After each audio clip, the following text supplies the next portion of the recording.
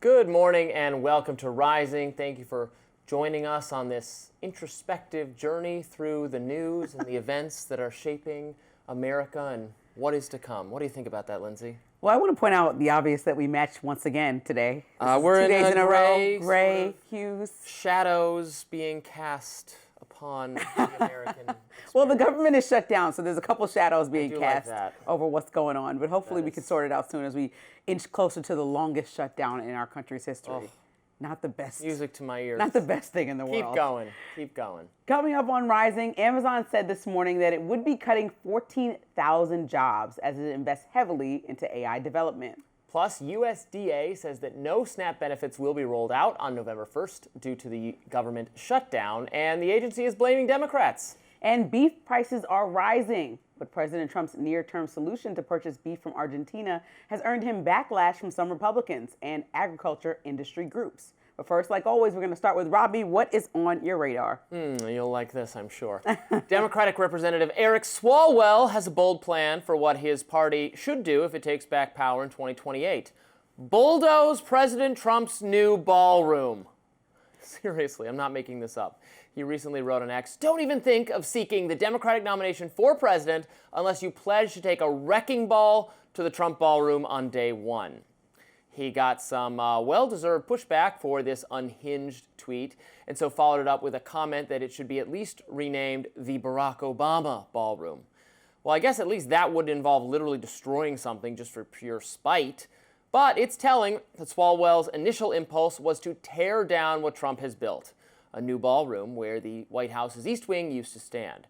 Swalwell speaks for many, many Democrats who are throwing conniption fits over the renovation. They've been shrieking about it for over a week now. As I've patiently tried to remind my friends on the left, every single presidential administration has made changes to the White House, some of them just as extreme or more extreme than what Trump is doing. The East Wing isn't even historical. It was a later addition. And the entire White House interior was torn down in the 1940s during the Truman administration and then massively remodeled by First Lady Jackie Kennedy in the 60s. Presidents have added bowling lanes, computer rooms, a basketball court. Now it's Trump's turn, and he's adding a much-needed ballroom, which will allow not just this president, but any future president to host state dinners for a larger number of guests. Let me be perfectly clear. There is nothing inappropriate about any of this. And yet Democrats and the mainstream media are having a full meltdown. It's not just Eric Swalwell. Blue Sky, the social media site preferred by liberal Democrats, is brimming with fury and apoplexy from the Dems. Commentator Molly Jong Fast, for instance, wrote a post naming and shaming the companies that donated to the ballroom funds, which is, if anything, a reminder that this endeavor is being paid for privately rather than by the taxpayers, which should be considered good news. The Mueller, she wrote account, one of my favorites, speculated that perhaps the priceless items in the East Wing were still there as the building was demolished. They're probably buried under all that rubble. Seriously. Elizabeth Warren has tweeted nonstop about how furious she is, and she isn't just tweeting, she also plans to open an investigation into the renovation. Of course, that's her entire ideology in a nutshell. Call yourself a progressive and use government bureaucracy to slow development and thwart actual progress. But I digress. What's actually going on here is that liberal hatred of Trump drives them to love everything that he is against and oppose everything he is for. So even though the average Democrat, much like the average American, had no special fondness for the East Wing, I promise you, because Trump has torn it down, they must pretend they care deeply about it. Thus, newspaper headlines like this one. The East Wing is gone. Here's why it's been called the heart of the nation. The heart of the nation? By who? As my friend Peyton Alexander writes on X, it's incredible how he makes them say things like this. They've completely lost the plot.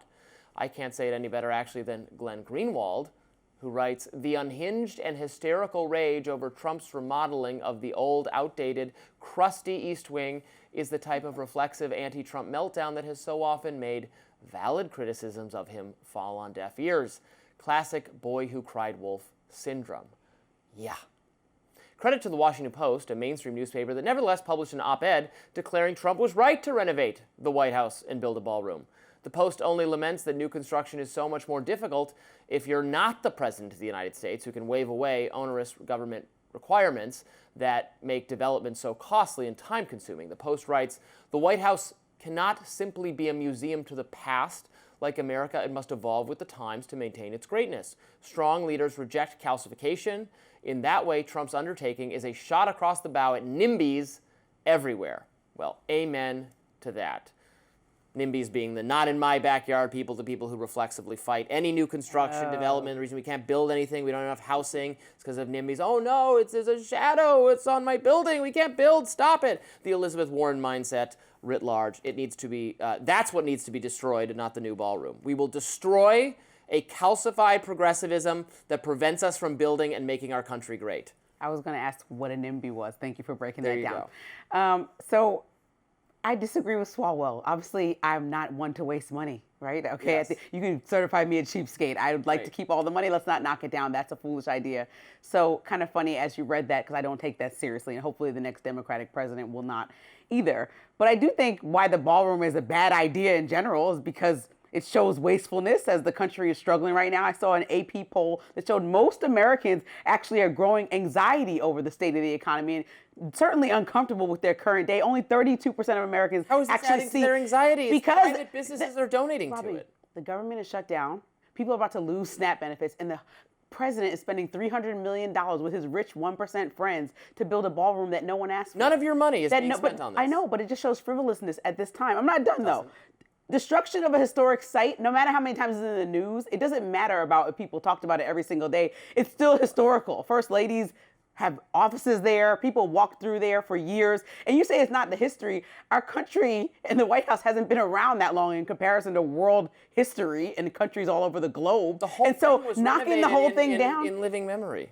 Okay, but knocking it all down now We're not takes it knocking even it all more. down. We're knocking down an unused space where the First It's Lady's the office first lady. That's what I mean. But That's Melania not doesn't use the unused. space. Okay, people say Melania that keeps her stuff in that's the 2 residence. points. People say that it's actually out of scale with the size of the White House. So, like Trump likes to do with all his gold and bedazzled decor, it's maybe a little tasteless to have a huge square block next to a nice White House that's perfectly structured, and then this out of sync huge block. So even I'll wait architects till I are like, see it. I think well, it's it's going to look ridiculous, like visibly, even aerial from that level. And then it's just a vanity project. Like President Trump wants to do this so he can schmooze with other rich 1% people, like people who invest in his coins and all the different things, or people who from Qatar who send him planes or anything like that. He only wants to have his rich friends that he scratches their back, you scratch mine, and then we all work together and walk in harmony, and you come have a state dinner here. So That's while called I don't diplomacy. while I don't think it should be knocked down, I certainly think that it should be renamed the Obama Ballroom. That I would actually really like that. And you understand specifically why Americans could look at this and say,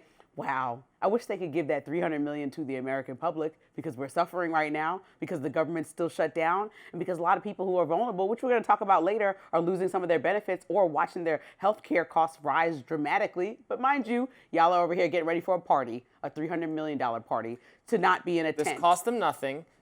You're saying it's a party. Diplomacy, maybe Democrats forgot this because Joe Biden was incapable of doing it for 4 years, but Have the we job not of had the presidency events? is diplomacy. Yeah, have we not had events that worked out well under the tents?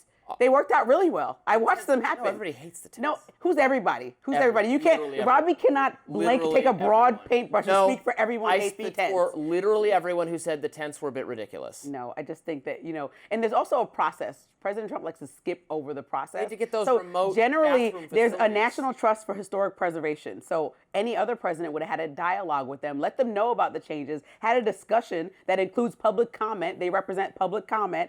And then to provide a crucial, this is a quote, opportunity for transparency and broad engagement with this board so that we can get this done properly. Why are you yawning? This is what President Trump's pattern We is. just built 5 new skips buildings over. while you were talking about No, he just getting skips all over the steps. necessary approvals. We're just going to That's go how our and do government works. You talk to the right agencies and people talk, to and get. you talk, no, it's, talk, permit. And if you're President Trump, you just do, and then you get sued.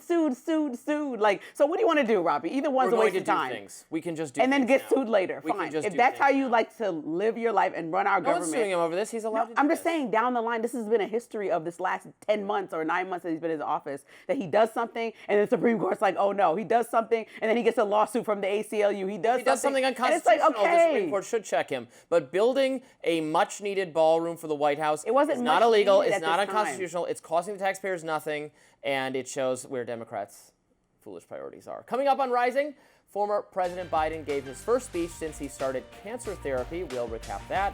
Don't go anywhere. Truth be told, our very democracy is at stake, in my view.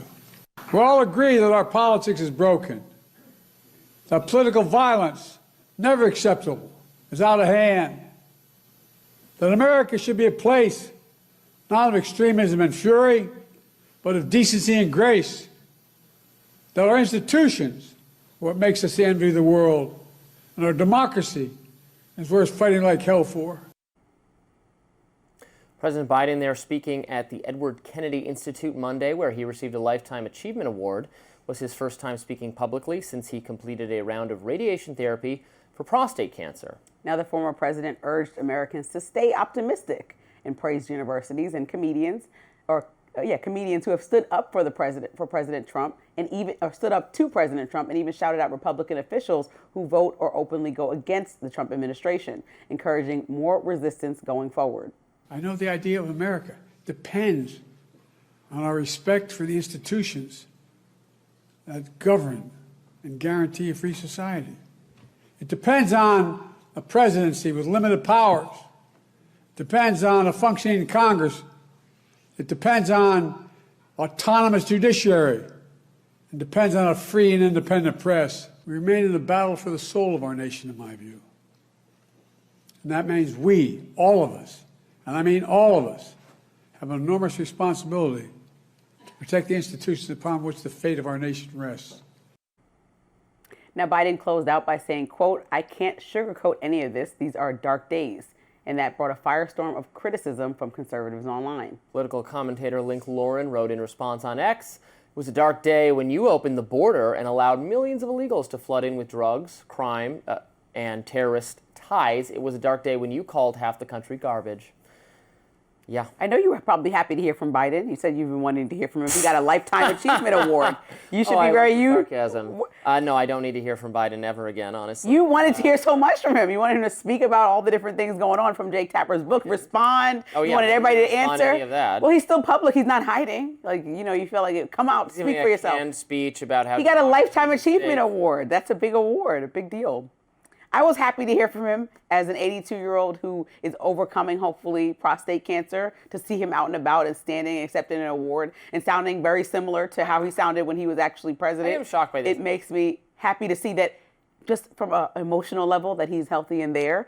And so I hope he's well physically. Yes, I don't wish him or anyone else harm. I hope he lives a long, happy retirement. But I think if I were a Democrat, I would be more angry with him for yielding the country back to Trump because of my insistence that I should serve again for another 4-year term. He is the person directly responsible for this. So as furious as liberals are when they're in the streets, when they're at rallies, when they're just blindly furious about Trump, I'm not blindly furious about everything Trump is doing. I certainly dislike aspects of it, but I'm not wholly opposed to the policy. But if I was someone, a liberal Democrat who was wholly opposed to what Trump was doing, I would blame Biden for it. I would say, why did you make the idiotic decision? Why did you let yourself be talked into? Why didn't you listen to anyone?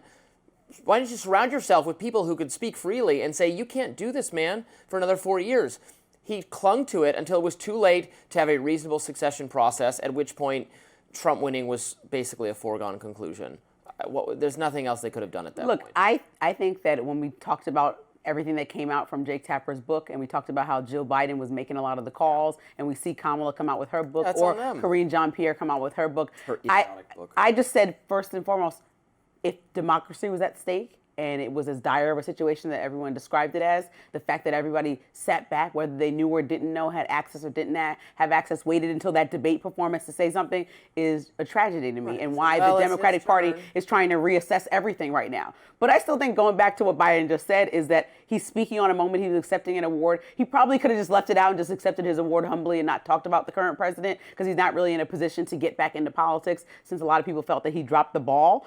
Good message, though, wrong messenger, and some points that I'll talk about that are good, and then where he went too far. So, like, he said that, America depends on having a president that's not autonomous, a president that has checks and balances. That is important. And we've been seeing more and more that President Trump just does what he wants and figures it out later.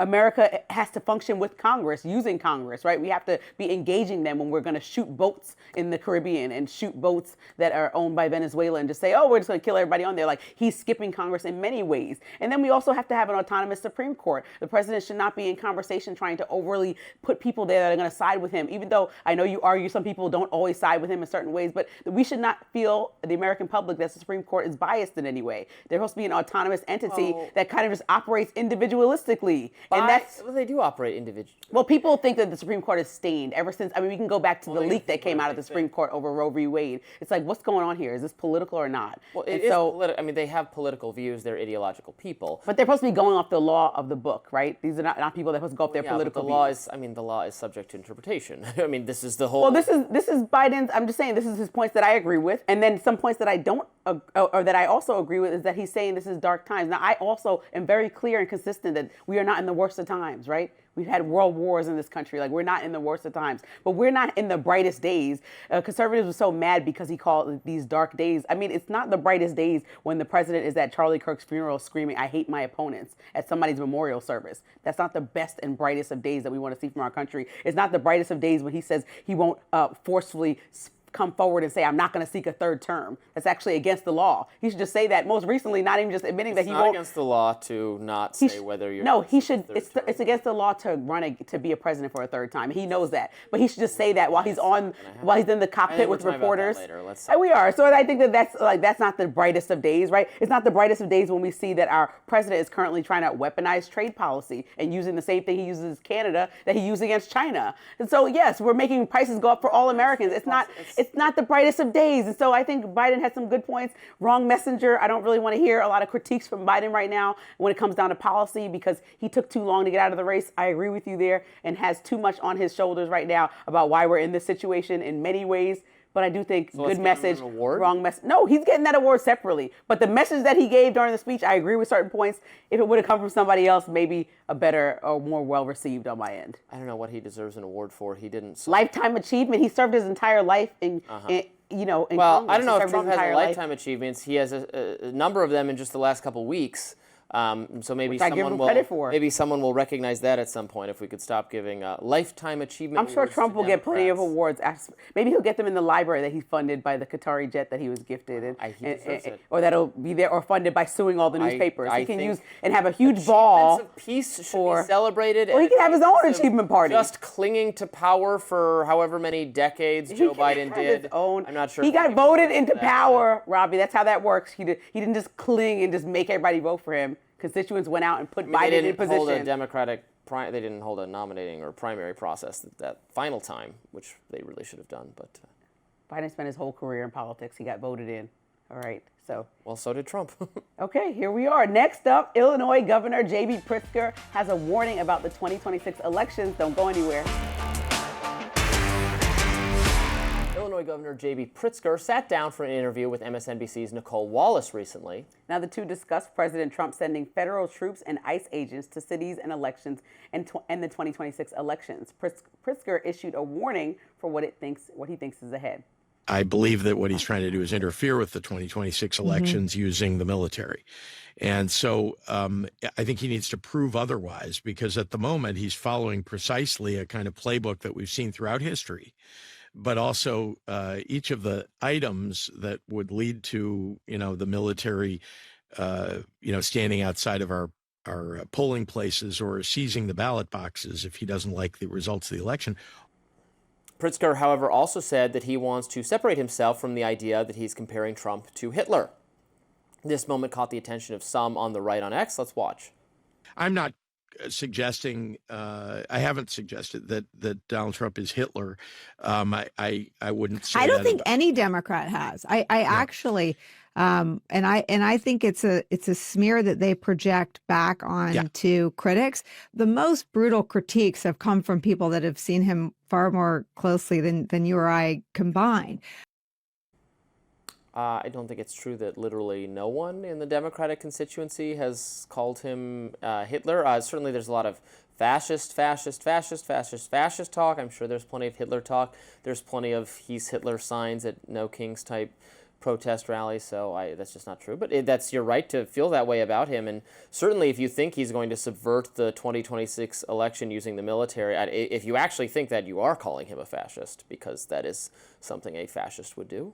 So I think when they use this language, and I think on both sides of the aisle, we overuse words like comparing one administration to Gestapo, or comparing, calling somebody fascist, saying everything besides exactly calling a leader Hitler. And I think that we should stop overusing those words. I've been consistent in that. I think that people who actually understand the history of all of this are like, why is this kind of constantly overused for a talking point and to prove a point, rather than to actually make some sense and criticize the moves? Do we actually think we're at a point where we're going to be in that same situation? I don't know that people actually feel that way. And so when you're trying to get a viral moment, and when you're on a cable news show, I think it's inappropriate to constantly be saying these words. And so I think that, that was disingenuous, that exchange, that there's no illusion that he is leaning towards some dictatorship, whether they use that exact words or not. But I know that President Trump has gone on his own Truth Social and called Democrats fascists. I mean, I could pull up I looked up some in a Time magazine article. Rudy Giuliani has been on WABC calling people names within that vein. So have everybody calls Republicans. Everybody names. Yeah, so we do not care that much. Right. So we just know that these terms are overused, and we know that this is one of those times where people are pretending like, oh, I didn't mean that, but I said that, but I didn't really mean that. And I don't like that kind of pretending like you don't know what you're alluding to, because what happens is you say something out loud as somebody in a leadership position, and then the general American public is watching this at home and getting really fired up. And then you have dialogue with people, moms, dads, voting Americans at home, and they're like, oh my gosh, are we getting to the point where this is actually a dictatorship? And then you have insinuated that by somebody who's trustworthy and, looked at as somebody, a thought leader who's on television. And then people at home are actually taken to the top level and pursuing what you're saying to the furthest degree, even if you were just trying to make an analogy. And so I think people have to be careful with some of their words and descriptions and how they characterize both the president and Democrats. Well, we can always be more accurate, more colorful with our descriptions. When you call everything fascism, it kind of waters loses down its potency, I would say. I mean, there is a boy who cried wolf problem for Democratic commentary that, they said George W. Bush was the worst and most terrible and most fascist, most awful person ever. And then they said that about John McCain. And then they said that about Mitt Romney. And then they said about Donald Trump. And maybe they think it's true this time and it wasn't true the other times, but it's lost its potency. And I like from your radar, I think you can be critical of, for example, things like the Ballroom. To me, that's a disaster just because of the optics of it. Mm-hmm. But that doesn't mean that that's the time where you got to write articles and think pieces about how disastrous Trump is. There are actual moments, like you pointed out to, and when you read somebody's tweet, I think, that brought that up. This is not that, right? You see all the tweets of conservatives are now doing, I remember my time in the historic East Wing of the White House, and it's just it's random pictures. I contributed one, too. I tweeted one. You can go check that out. We should pull that up. We'll have that for you guys tomorrow, maybe. Next on Rising, it looks like American ranchers are getting served last. Stick around for my lens. Lindsey, what's in your lens today? Let's get into it. So for years, Donald Trump built his brand on an America First trade agenda, protecting U.S. workers, punishing foreign competitors, and pulling supply chains back home. That was the promise. But now, in a scramble to drive down grocery prices, his administration is turning to Argentina for beef, quadrupling imports to 80,000 metric tons. That's not quite America First. That's a foreign beef before American ranchers policy. Trump has spent the last month railing about grocery prices and pledging relief at the checkout aisle, promising, quote, a deal to bring down the price. The short-term fix he's landed on is foreign supply, even if it runs directly against the platform that got him elected. Ranchers who benefited from high demand and elevated beef prices are watching their own president undercut them to bail out another country's economy. And the timing isn't subtle. Politico reports the average price of ground beef is around $6.32 a pound, up 14% since Trump took office. And meat is still one of the biggest drivers of our overall grocery inflation. The pressure is real, but the policy choice, that tells a different story. When the campaign promise collides with the governing reality, Trump is choosing imports over the American producers he once championed. Even Republicans are saying the quiet part out loud. Republican Senator from Nebraska, Deb Fischer, said recently, quote, if the goal is addressing beef prices at the grocery store, this is not the way. It's not just sticker shock. It's actually whiplash. Agriculture groups have backed Trump through tariffs, trade wars, and retaliation from China because the message was always hold the line. and America wins long term. Now they're watching the playbook flip overnight. The move also follows a cozy bilateral moment against Argentina's president, Javier Milei, was recently dining at the White House with Trump, and the next thing you know, a $20 billion bailout package that critics say is more about rescuing Argentina than defending U.S. producers. That's where the hypocrisy hits hardest. Lecturing China for undercutting American farmers, then turning around and giving Argentina a runway to do the same thing. Naturally, ranchers feel blindsided. Even Representative Marjorie Taylor Greene had this to say. If you're wondering why people are talking about primarying me, well, it's because I don't take any money from AIPAC. I've called for AIPAC to be registered under FARA. I've introduced amendments to defund all of our American tax dollars from going to Israel every single year, billions and billions of dollars every single year. But I've also done that for a slew of other countries. It's not just Israel. It's a whole bunch of other countries, Egypt, Ukraine, you name it. I'm just like, enough of the foreign aid. So that was one thing she said, but she also mentioned that we're undercutting farmers because she thinks that if Argentina is so far away, we're not putting America first because they're literally on the other side of the map. So this isn't just a subtle policy shift, it's a reversal. If America First now includes importing cheaper beef to pressure U.S. ranchers on the price, the slogan actually loses meaning. And when the administration tries to spin as consumer relief, it brushes past the fact that the American heartland is footing the bill twice. Once at the farm gate and then again at the grocery store. In the end, working families don't feel trade theory, they feel totals on receipts. And a policy built on contradiction won't trickle down into affordability. It just puts the cost and the confusion back on the American aisle. So I think I'm a little confused about this here. I don't support the bailout for Argentina either. While I remain very favorable toward Argentina, and I love Javier Milei, and I think their government's terrific, and they're doing great things, and they just won a huge political mandate. They just had a very successful election. Milei's pro-capitalist, pro-trade party. Those policies are wonderful. I wouldn't give them a bailout, And it's the timing, the meeting with them and then undercutting Americans because you have a relationship. You talk a lot about diplomacy. Mm-hmm. So it's important to have that dialogue, especially because you would say Milei is a MAGA supporter for the most part. Like he's a hugely important ally, so they want to help him. But more important are American farmers that are saying beef prices are up and we're trying to do this. And the president can't only look to American farmers and say, bring your prices down, because that's actually what's happening. And he knows that grocery prices are high. So if we bring in Argentinian beef, grocery prices for beef get lower, and he can deliver on his promise of making groceries cheaper. But he's undercutting farmers in the process when you and I both understand that the real problem is the meat packers, right? The meat packers hold a monopoly. Farmers, but yes. Ranchers. Either way, you know what I'm saying. So the meat packers are the actual the problem, not the ranchers, because we have Tyson, Cargill, they're paying like tons of money or controlling 80% of all the market when they're packaging this meat. Right. And so then therefore you need to talk to these big companies that are in that 1%. I mean, I'm drawing a distinction between ranchers and farmers because we give massive subsidies to farmers. There's explicit affirmative government policy giving them money. The government policy favors them too much, and they should just be competing on the open market, as should the ranchers. We can buy meat from Argentina or wherever else. That's fine. We should buy meat wherever it is, if it's high quality and if it's cheapest, and if ours is better, it can compete on the open market. I don't want any government policy favoring our ranchers or foreign ranchers or anyone else. It should just be let the market decide. So I want to get rid of all the little policies that are making importing good quality materials harder. So that's why I'm against the tariffs. It's the same principle. Just let the market, just let it compete, because we're all consumers and we want lower prices. But Trump's overall goal with these tariffs is supposed to be clear, right? It's that we have less reliance on foreign nations. And no, that's not what it is. It's to get them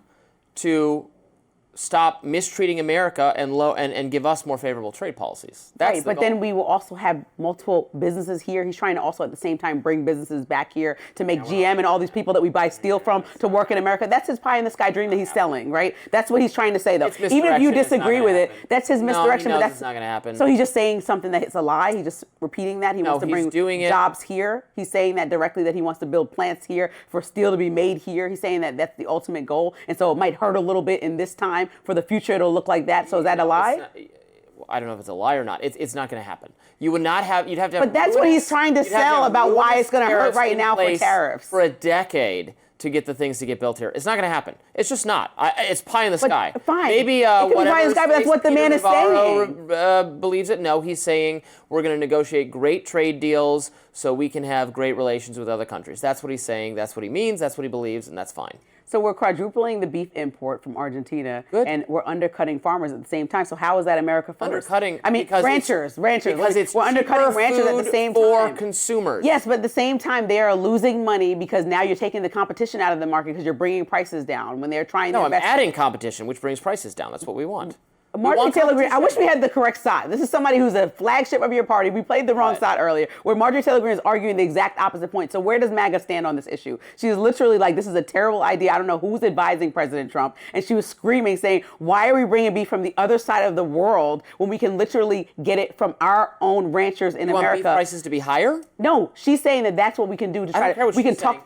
She doesn't. She's saying we can talk to the packers and bring the prices down. We don't have to talk to the actual ranchers. And We can bring we the don't have to prices threaten down it. by having competition, by having more availability of the product. We can also ask the packers to stop being greedy and to. No, that's. What are you saying? No. Can't, that doesn't work. No, you can't. That's not. That's a. Okay, look, I want to play idea. this. I want to play the correct side from Marjorie Taylor Greene. Let's take a look. Let's take, for example, this $40 billion bailout for Argentina. That's probably one of the grossest things I've ever seen. And I have no idea who is telling our great president, our America First president, that this is a good idea. Because it's a punch in the gut to all of our American cattle ranchers, and they are furious, and rightfully so. And at the same time, I can't think of another country that's further away from the United States of America than Argentina. It's literally at the bottom of South America in the Southern Hemisphere, and we're all the way up here at the top. I don't know how that's America First. And I read a it's new. literally not the. There are a lot of places on the globe that are farther away than Argentina. It's in our hemisphere. But I also was reading a New York Times article that these ranchers are actually saying they feel invisible and overlooked by the president right now. And so we're talking about America First. You're listening to the people that support the middle of the country. Ask them to be less greedy is a childlike economic outlook. It does not work. You can't do that. You have all the answers, Robby. You literally have all the answers. I know that's not. You're telling Trump that his tariff policy won't work completely, and that everything he's telling about the long-term goals of it are just completely false, and he knows that. Greedy. It can foster competition so that businesses are not greed-oriented, they're just profit-oriented. But they have to compete, and that brings down the price. We're just ignoring the ranchers. It's not a magic. We're just ignoring the ranchers and what their complaints are. We're ignoring even Republicans. We're recognizing that we're not all ranchers. We're all eaters of beef, and so we want the price of beef to be low. You can always raise the cost of some good. We could outlaw whatever. You could just outlaw competition in any space. Let's say consumer electronics. Now laptops cost twice as much money. Would that be good? Of course not. We can always make the prices of things if more the goal is expensive to by try to restricting bring the supply. back the entire creation of the laptops here to the U.S. and that's Okay, let's outlaw brown cows. Now milk just got more expensive. Is that what we should do? Of course not. We have to have competition. So where does the Republican Party stand on this issue? Well, tell me where they're all over the place. I'm telling you where I think all over they the place stand, and I agree with Marjorie Taylor Greene that we shouldn't do a bailout. But just because bailouts are wrong, not because artificially inflating the price of beef is good. Artificially inflating the price of nothing is good. We don't want things to cost more. We want them to cost less. Things costing more is good narrowly for the one provider of that thing and bad for everyone else. If you take that to its logical extreme, surely you recognize. Well, this is going to be an issue we're going to have this issue through the midterm. So we'll just see how this plays out. I'm insisting on this. Don't you understand that if one thing gets more expensive, it's good for the person who makes that thing, but bad overall. And it's good to talk to the packers of this meat, say bring the price down, and then it'll be a good thing for Americans to go to the grocery store and buy beef that's not $7. You're not going to talk them into bringing the price down. You're going to. What? He's a deal maker. The president's a deal maker. Make a freaking deal.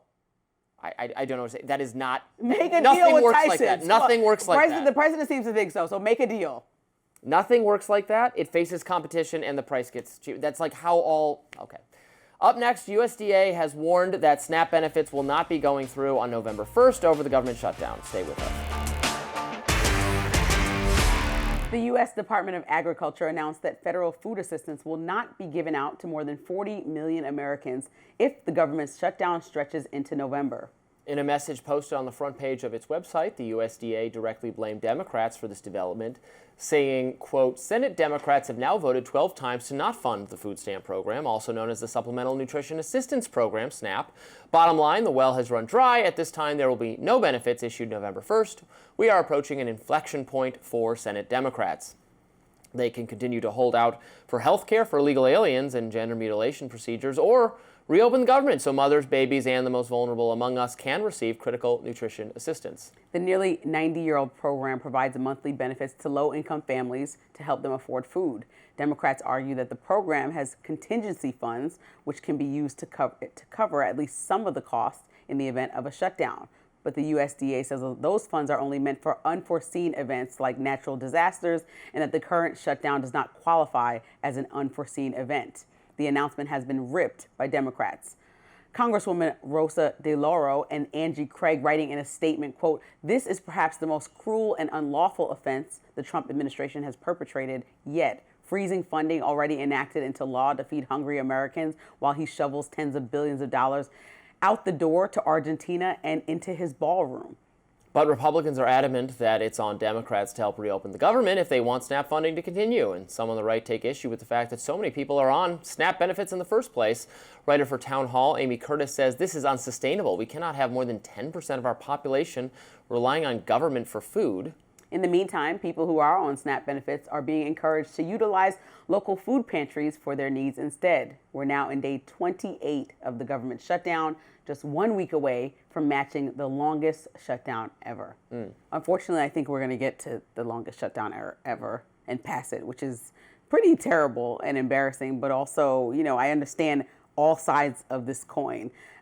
First, I want to just say there's a common misconception that people that are on SNAP are just unemployed. So a lot of the conservative commentary about, oh my God, 40 million, that doesn't mean 40 million people are just sitting on their behinds not working. As we explained, there are a lot of people that are the most vulnerable of our population that are actually in reality working, but they have low income jobs trying to better their lives and get away from that poverty line. So SNAP helps supplement low wages. That's one type of person. It helps people in between jobs that are trying to figure things out, especially as there's multiple layoffs still happening around our country. It helps people that have income volatility, meaning it goes up and down and changes however, because maybe it's a freelance or not stable job. It helps people who are disabled. We would like to help those people, right, that are still working but disabled and elderly. So those are a lot of people on SNAP. It helps veterans that came back from combat or from Navy or military roles that are looking for work. It also helps low-income students that are trying to get off the ground and get on their feet and find a job and achieve the American dream. So there are like a wide variety under that 40 million. As you know, even for example, the easiest example is that students will go on and get jobs, right? They're literally in school and about to leave and go. I don't want students on it for the most part. And some kids don't have a family that could support them past college, right? So if your parents shovel out everything you can, even with scholarships, and they can't afford to feed you in college, should you not achieve the American dream and go to college if that is your dream and not be able to continue to eat? It just literally helps you with college groceries. Who are on food stamps were perfectly wealthy people who were using the technical distinction in the law that they have no source of income. You knew wealthy people. You knew wealthy people. You can't buy alcohol. What are you saying? That's like you knew wealthy people on food stamps with alcohol. That's like maybe an anomaly. Money is fungible, so you can use the food stamp money to buy your groceries and the money you would have spent on groceries to buy alcohol. So there's no actual. So I saw a study in this. These are wealthy. These are well, that's one example that you have, but I'm talking kids. about the 40 million. So that's great that you have that one example. But SNAP has specifically lifted, for example, I looked at Alabama. 115 people have come out of the poverty line in Alabama because of SNAP benefits, meaning they were on it for a little while and then got themselves out of poverty and began working without This SNAP. is an example of that. You were on it for a little while and now it's going away. And then it works well. So there's people who haven't gotten themselves away from that poverty line enough to stop using it, but we're not funding it right now. A permanent class of 40 million people on It's not permanent class. It's just like people. The people change. The people get older. It's not sustainable to do it forever. You do it until you get away from that poverty line enough to sustain yourself. But then on the other hand, the Democrats are looking at this and saying, listen, if we end this shutdown and cave on a lot of these subsidies for the Affordable Care Act, we're actually watching people now that we're deep in November and you can preview what those health insurance costs might look like. People are looking at health insurance bills for their families that were $900 this year and that are going to be more like $1,800 next year. And so those same people who just got themselves out of the poverty line, since we're talking about the most vulnerable people across our country, are now going to get back in poverty because they can't even keep health insurance through the Affordable Care Act. And so that's not a good plan either. So when Democrats look at how they handle this, it's like you have one thing where you help everybody who's the most vulnerable trying to get out of poverty, or you put tons of people that are on the Affordable Care Act in poverty just because they want to keep their health insurance. And those are two terrible choices. So I think maybe Republicans should come to the table and have dialogue about how to extend these Affordable Care Act subsidies. Even though they were given during COVID, there's still people who need them, and let's just figure out how to move forward instead of avoiding the conversation completely. And we are literally in enrollment season.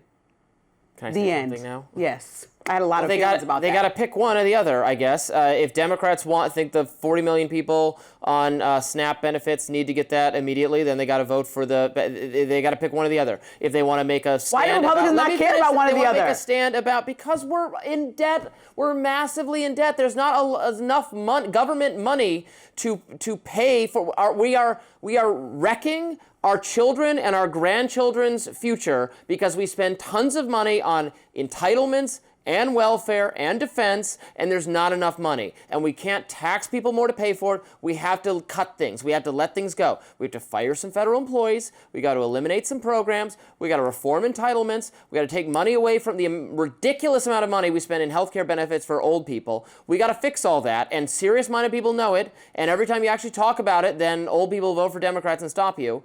But that's one of those things we got to do. Now, do I think if I was cutting government, if I was eliminating programs, is SNAP the first thing I'm going to eliminate? Probably not. There are certainly other things I would go to first. But it's lapsing in the meantime because we don't have enough money.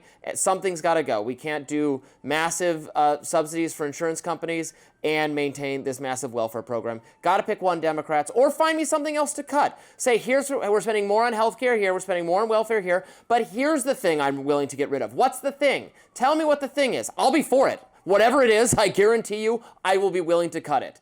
I will eliminate department after department. I will slash the Defense Department in half. I will eliminate all foreign aid. I will privatize Social Security, and I will eliminate all welfare. I'll do any of those things, any combination of them, but you have to offer something. Democrats won't offer anything. They'll say, well, we can just do magic monetary theory and print more money and spend more money. Well, I'm so glad I won't do. I'm so glad to hear you say that the Republicans care so much about debt. So what was the latest bill that increased our debt They don't care dramatically? about debt. They're what was liars. the latest bill that increased our debt dramatically? You're trying to fight with me, but I'm agreeing. I'm asking you a question. Yes. I agree with you. So that's my point. If Republicans really care about that, then why did they do that? All right, so you don't said care that about it either. You said that neither the Democrats nor Republicans care about our debt, which you is said the we most can't important keep trying to figure generational out issue. health insurance, and we can't keep trying to figure out how to keep people on SNAP because our debt's rising. You're But what arguing did they with me, just? But I don't disagree. Republicans are hypocrites on this and will not actually ever actually cut government spending. They're bad. They're So liars. what should we They're do bad. then? We should let people with SNAP and people with health insurance shouldn't suffer. Republicans got to figure out something else. Why did Democrats got to figure something else out? The Republicans need to figure something out. Open the government right now and figure something else They should out. both figure out getting rid of government. They're making Get it rid of smaller. everybody. Well, this will be, by not figuring it out, we will saddle our children. I don't have any children. You have a child. I aspire to have quite children concerned. once. We will saddle our children with an unsustainable level of debt. Our entire structure of society will collapse because of it. That's what I'm worried about. Not if people can't get their extra little grocery assistance for 1 week. I'm worried about the sustainability of the entire system unless we fix the debt problem. That's what I'm worried about. Up next, Amazon says that they're laying off 14,000 employees and they may just be getting started. We'll be right back after this. Amazon is going full speed ahead with laying off a chunk of its workforce. The company said Tuesday that around 14,000 employees will actually be let go. Now, Amazon says the reason for the layoffs are to trim bureaucratic bloat, make their company leaner, and to invest in artificial intelligence. The company said in a blog post, quote, "This generation of AI is the most transformative technology we've seen since the internet, and it's enabling companies to innovate much faster than ever before in existing market segments and altogether new ones. We're convinced that we need to be organized more leanly with fewer layers and more ownership to move as quickly as possible for our customers and businesses." Wonder if the person who wrote that is going to lose their job too. Probably. That's the number one person thing who did that. ChatGPT can do is write the statement, the bland statement we just read. Reuters is reporting that the tech giant could be laying off up to 30,000 employees, largest cut in the company's history. Amazon has more than 1.5 million staffers globally and is the second largest private employer. As far as tech and corporate employees, the company has about 350,000. Some social media users were not happy about the announcement. Executive Director for Campaign for New York Health, Melanie Diarigio, wrote on X, quote, "Amazon receives billions in tax breaks while reporting billions in profit and while replacing 600,000 jobs with robots. the only thing that ever trickles down is the exploitation. Others, however, have tried giving a more practical approach to the inevitable job market transformation. Mark Cuban went on tech podcast TBPN advising young students, quote, companies don't understand how to implement AI right now to get a competitive advantage. Learn to customize a model, walk into a company, show the benefits. That is every single job that's going to be available for kids coming out of school.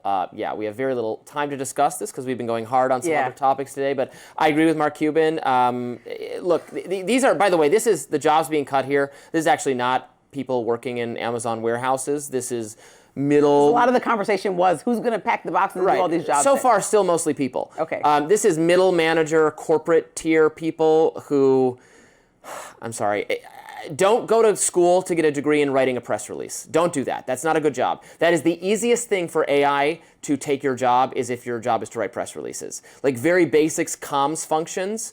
I don't want to scare people. Those are not the only middle manager jobs. You're getting cleaned out. If you have a vague sounding corporate job where you're just kind of overseeing but not really directly managing a product, AI is replacing that. If your job is to send emails or schedule meetings, AI is replacing you. You're done. Don't do that. But here's the thing. Just reality. So as much as I like to be smart, like I told you, effective with money, I think like the fact that AI works 24/7, there's no sick days, right? There's not really a salary because whatever it just costs to use that technology. Like you are now taking the competition out of the market for people who do these different type of roles. You're adding to the competition. You made the competition fiercer. No, it's almost like when people argue, like you're not one of these people, but who don't want migrants at all because their labor's cheaper, so now they're bringing the cost down. Right, I want migrants because I want to lower the cost of the I know, but now AI is going to come in and do these middle manager jobs, and so now middle managers across the world get paid less because Amazon, who we made $1 billion company, all Americans by using. I mean, most of us use this. We made it by it being better. Yes, but we also use it every day. They got us addicted to it. Now they're like, no job. Well, that makes it sound like they got us addicted to it. It's not addictive like fentanyl. It's addictive like it's better. No, like I get nail polish. I need nail polish remover. I get that. Like I don't think there's anything wrong with that. It has mastered we supported you as Americans, and now demand. just cut all of our jobs. Nobody gets to work. You lose your job. You lose a job. You lose a job. Well, no. What about the emotion? I'm a little more emotional than you, Robby. I feel like they need to care about the emotion that goes into emotion. There's no room for emotion in business. We must dispassionately put profit and lower prices first, and firms that do that succeed, and firms that get emotional fail. And that's just the way it's got to be. I don't know. This is my emotions versus yours. That does it on Rising Live. Look out for more exclusive YouTube content coming your way all day today. Be sure to like, share, and subscribe to The Hill's YouTube channel so you never miss any content. And for those of you who like to listen on the go, we're now available anywhere you listen to podcasts. See you tomorrow.